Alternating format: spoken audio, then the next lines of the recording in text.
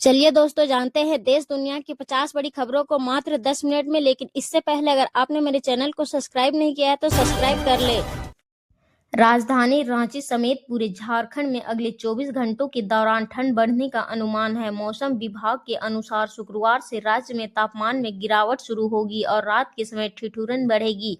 सुबह के समय कुहासे छाने की भी संभावना जताई गई है। अगले 3 दिनों के भीतर रांची के न्यूनतम तापमान में करीब 5 डिग्री तक की गिरावट दर्ज की जा सकती है। राजधानी और आसपास के क्षेत्रों में सुबह हल्के से मध्यम कुहासे का असर देखने को मिलेगा। बुधवार को राजधानी समेत राज्य के कुछ हिस्से में हल्के बादल छाए रहे, लेकिन शुक्रवार से आसमान साफ होने की संभावना है, जिससे सर्द हवाओं का प्रभाव और बढ़ेगा।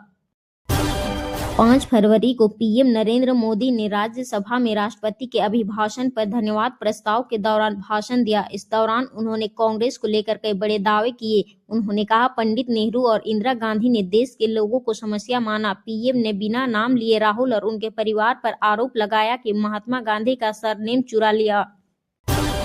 पीएम मोदी ने कहा, हमारी और कांग्रेस की अप्रोच में जमीन आसमान का अंतर है। देश के नौजवानों पर हमें भरोसा है। कांग्रेस देशवासियों को ही समस्या मानती है।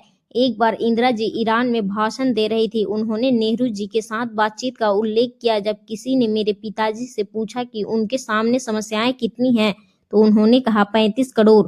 उस समय हमारे देश की जनसंख्या 35 करोड़ थी। इंदिरा जी ने आगे कहा, आज देश की जनसंख्या 57 करोड़ है। मेरी समस्याओं की संख्या भी इतनी ही बड़ी है। कोई ऐसा हो सकता है कि अपने देश के लोगों को समस्या माने? ये लोग भारत के लोगों को समस्या मानते हैं।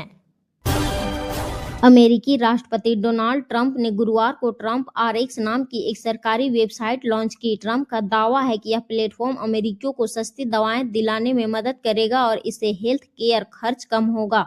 व्हाइट हाउस परिसर में वेबसाइट का अनावरण करते हुए ट्रंप ने कहा, आप बहुत सारा पैसा बचाने वाले हैं। यह पूरे हेल्थ केयर सिस्टम के लिए भी अच्छा है। ट्रंप आरएक्स सीधे दवाएं नहीं बेचती। यह वेबसाइट एक तरह से क्लियरिंग हाउस की तरह काम करती है, जो यूजर्स को दवा कंपनियों की अपनी वेबसाइटों पर भेजती है, जहां वे दवाएं खरीद सकते हैं। इसके साथ ही रिटेल फार्मेसी में इस्तेमाल के लिए कूपन भी उपलब्ध कराए जाते हैं। लॉन्च के समय प्लेटफॉर्म पर 40 से ज्यादा दवाएं शामिल है। इनमें वजन घटाने की चर्चित दवाएं ओजेम्पिक और वेगोवी भी शामिल है, जिनकी कीमतों को लेकर अमेरिका के लंबे समय में बहस होती रही। यह पहल ऐसे समय में सामने आई है जब अमेरिका में महंगाई और जीवन यापन की लागत बड़ा राजनीतिक मुद्दा बनी हुई है।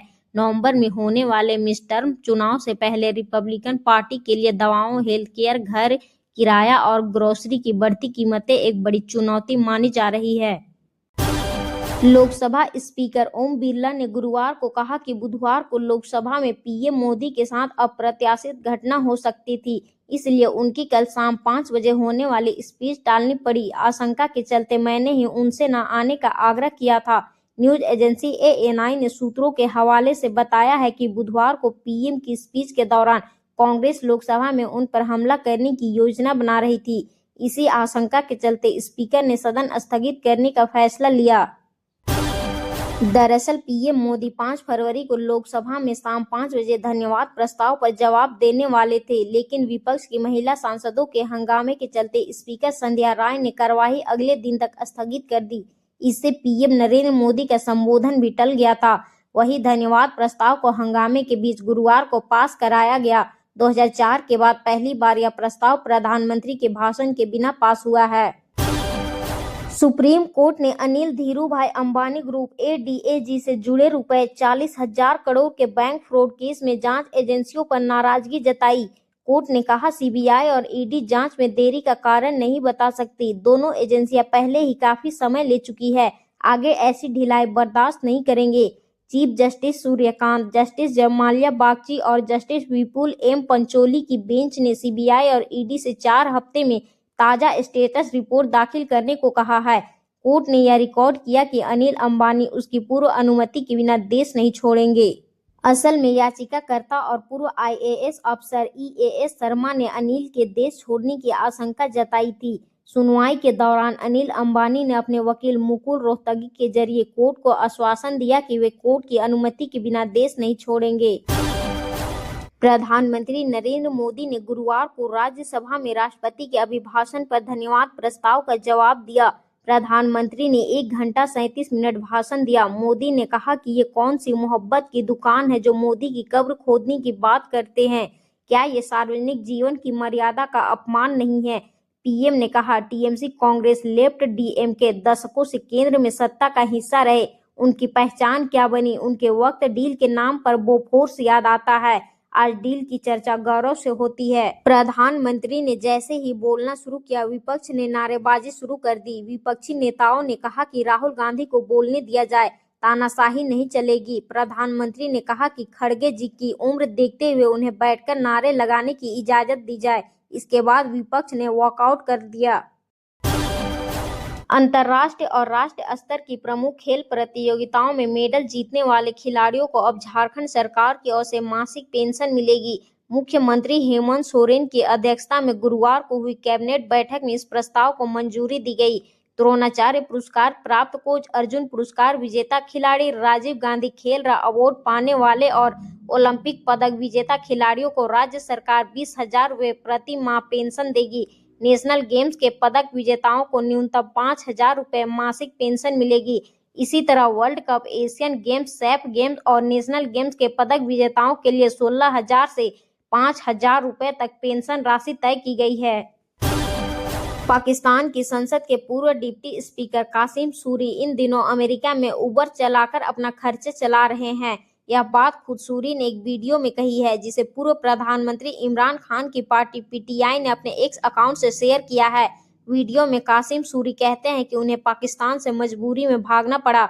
उनके मुताबिक पाकिस्तान में उनके खिलाफ कई झूठे केस बना दिए गए। उन्होंने आरोप लगाया कि शहबाज शरीफ की सरकार ने उनके परिवार के लोगों को अगवा कराया, उनकी संपत्ति जब्त कर ली और बैंक खाते भी सील कर दिए। प्रधानमंत्री नरेंद्र मोदी परीक्षा पे चर्चा पीपीसी कार्यक्रम में देश भर के छात्रों से बातचीत कर रहे हैं। 2026 के नवे एडिशन में पीएम छात्रों को परीक्षा के दौरान तनाव मुक्त रहने में मदद करने और लर्निंग पर फोकस के टिप्स दे रहे हैं। 27 जनवरी को परीक्षा पे चर्चा के नवे एडिशन का वीडियो रिलीज हुआ था, जिसमें पीएम अलग अलग लोकेशन पर बच्चों से सवाल जवाब करते नजर आए।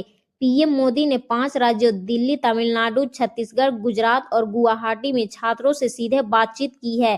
पीपीसी के नवे एडिशन में 4.5 करोड़ से ज्यादा रजिस्टर्ड पार्टिसिपेट और 2.26 करोड़ एक्स्ट्रा लोग थे, जिन्होंने अलग अलग एक्टिविटीज में हिस्सा लिया। इस साल कुल पार्टिसिपेशन 6.76 करोड़ से ज्यादा है। परीक्षा पे चर्चा का episode Sony LIV, prime video और G5 जैसे ओटीटी प्लेटफॉर्म पर भी मिलेगा। कांग्रेस नेता राहुल गांधी की केंद्रीय राज्य मंत्री व लुधियाना से पूर्व सांसद रवनीत बिट्टू को गद्दार कहने के मामले में पीएम नरेंद्र मोदी की एंट्री हो गई है। गुरुवार को राज्यसभा में बोलते हुए पीएम मोदी ने राहुल गांधी का नाम लिए बिना कहा कि कांग्रेस के सातों दिमाग युवराज ने एक सिख को गद्दार कहा। बिट्टू सिख है, इसलिए उन्हें गद्दार कहा, वरना कांग्रेस छोड़कर तो कई लोग जा चुके हैं। यह सिखों और गुरुओं का अपमान है। पीएम ने कहा कि इससे उनके सिखों के प्रति नफरत उजागर होती है। बता दें कि कल राहुल गांधी ने संसद के मकर द्वार पर प्रदर्शन के दौरान बिट्टू के गुजरने पर उन्हें गद्दार दोस्त कहा था। इस पर बिट्टू ने उन्हें देश का दुश्मन कहते हुए हाथ मिलाने से इनकार कर दिया। इसके बाद सीढ़ियों पर दोनों में तीखी तकरार हुई। बिट्टू ने आरोप लगाया कि राहुल गांधी उनके साथ मारपीट करने वाले थे, उनकी पगड़ी उतार सकते थे। नगर निकाय चुनाव के नामांकन पत्रों की जांच प्रक्रिया पूरी हो गई है। चुनाव आयोग द्वारा निर्धारित कार्यक्रम के अनुसार शुक्रवार 6 फरवरी को दोपहर 3 बजे तक नामांकन वापस लेने की अंतिम तिथि है। जो प्रत्याशी चुनाव से हटना चाहते हैं वे आज अपना नाम वापस ले सकते हैं। नाम वापसी के बाद यह स्पष्ट हो जाएगा कि कितने प्रत्याशी चुनावी मैदान में बने रहेंगे और कितने पदों पर निर्विरोध निर्वाचन होता है। इससे पहले 5 फरवरी को निर्वाचित अधिकारियों ने दाखिल नामांकन पत्रों की जांच की। इस जांच के बाद यह स्पष्ट हो गया कि कौन से प्रत्याशी चुनाव में अपनी दावेदारी पेश कर सकेंगे। अमेरिका ने ईरान में रह रहे अपने नागरिकों को तुरंत देश छोड़ने की सख्त चेतावनी दी है। वर्चुअल अमेरिकी दूतावास ने कहा है कि देश में सुरक्षा की स्थिति बेहद खराब हो गई है। बढ़ती अशांति, पाबंदियां और यात्रा में रुकावटें लोगों की सुरक्षा के लिए गंभीर खतरा बन रही है। एम्बेसी ने साफ कहा है कि जल्द से जल्द ईरान छोड़ दे, अपने निकलने का प्लान खुद बनाए और इसमें अमेरिकी सरकार की मदद पर भरोसा न करे।